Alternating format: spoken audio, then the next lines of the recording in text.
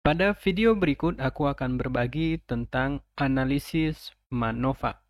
Ya, analisis ini sering digunakan di dalam uji statistik, ya bagaimana kita ingin melihat misalnya perbedaan rata-rata dalam sebuah kelompok. Namun, tidak hanya bisa menggunakannya saja, kita juga harus mengetahui ketentuan ataupun persyaratan sebelum menggunakan analisis MANOVA.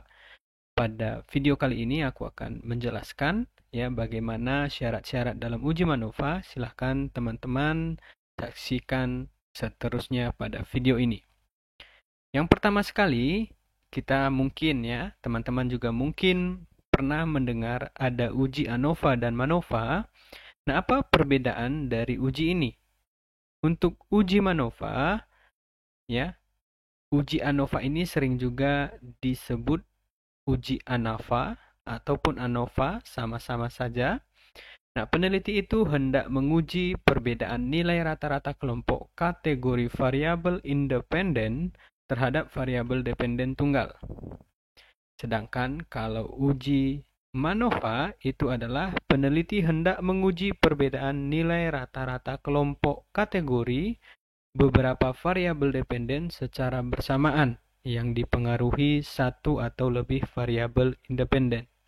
Nah, kalau tadi untuk uji ANOVA ada perbedaan banyaknya variabel yang digunakan di dalam uji MANOVA. Ya, namanya juga MANOVA, ya lebih banyak variabel di dalam uji ini. Seperti itu. Nah, kemudian selanjutnya ada ketentuan variabel. Nah, ketentuan variabel yaitu untuk variabel dependen diukur dalam skala rasio atau interval. Nah, kalau teman-teman, aku rasa sudah memahami apa itu skala rasio atau intervalnya dan contohnya. Kalaupun belum, silahkan teman-teman scroll lihat ke videoku sebelumnya. Ada informasi ataupun video menjelaskan tentang data ataupun variabel ataupun jenis skala dalam penelitian kuantitatif. Selanjutnya, untuk variabel independennya diukur dalam skala ordinal atau nominal. Ya, ada perbedaan antara skala rasio, interval, ordinal, dan nominal. Silahkan teman-teman cari referensi ataupun saksikan di videoku sebelumnya. Selanjutnya adalah peneliti ini perlu memastikan bahwa variabel dependen yang digabungkan untuk analisis secara simultan memiliki keterkaitan antara yang satu dengan yang lain berdasarkan konsep teori masing-masing variabel.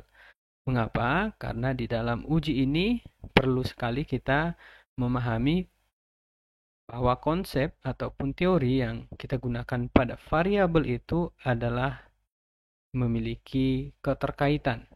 Ya, contohnya kita ingin menguji bagaimana perbedaan rata-rata nilai kelompok siswa kelas A, kelas B, kelas C, kelas D dengan jenis kelamin yang berbeda. Itu mungkin bisa kita ukur. Bagaimana kita melihat perbedaan apakah laki-laki lebih tinggi dibanding dengan perempuan atau sebaliknya. Ataupun mungkin variabel di kelas A laki-laki lebih tinggi dengan variabel kelas B laki-lakinya lebih rendah. Ya, bisa kita gunakan uji MANOVA untuk menganalisis kasus seperti ini. Tapi jangan teman-teman membuat contoh misalnya capaian prestasi siswa kelas A, B, dan C terhadap kepemilikan sepeda motor. Ya atau tidak misalnya. Kita beranggapan ketika dia memiliki sepeda motor, maka nilainya akan lebih baik, capaian prestasinya lebih baik, atau sebaliknya. Jadi itu secara teori mungkin belum ada yang menjelaskan, karena secara rasional kita juga bisa membantah bahwa tidak ada relasi ataupun hubungan kepemilikan sepeda motor dengan capaian nilai. ataupun prestasi seperti itu. Kalaupun ada, ya mungkin dipaksa-paksakan saja, tapi dalam penelitian kuantitatif saya belum pernah menemukan kasus seperti itu. Nah, kemudian untuk berikutnya ada ketentuan sampel. Nah, ketentuan sampel ini aku akan sharing dua pendapat secara umum, yaitu yang pertama, Hare dan Black dan kawan-kawan itu menjelaskan bahwa peneliti tidak dapat menganalisis data dengan MANOVA jika sampel yang didapatkan ketika pengumpulan data hanya berjumlah 5-10 sampel. Jadi kalau teman-teman memiliki sampel penelitian 11 ke bawah, ya berarti tidak bisa seperti itu. Berapa sih yang ideal?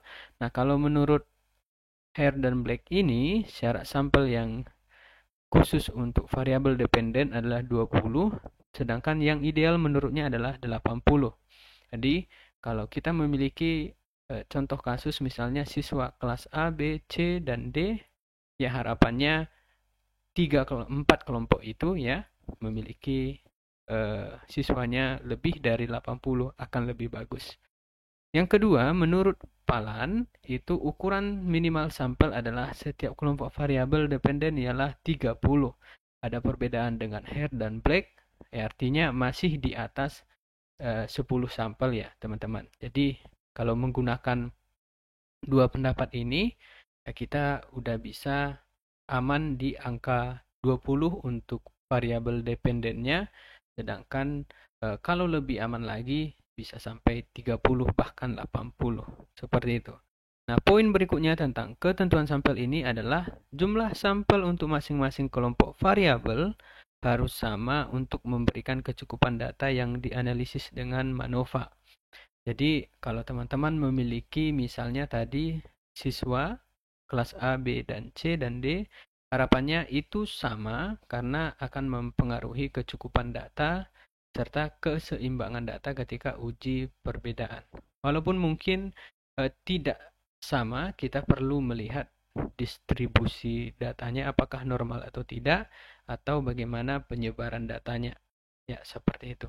Mungkin langkah itu bisa menjadi antisipasi ketika kalian memiliki sampel yang mungkin saja tidak sama antara kelompok. Tapi kalau sama akan lebih bagus untuk uji MANOVA.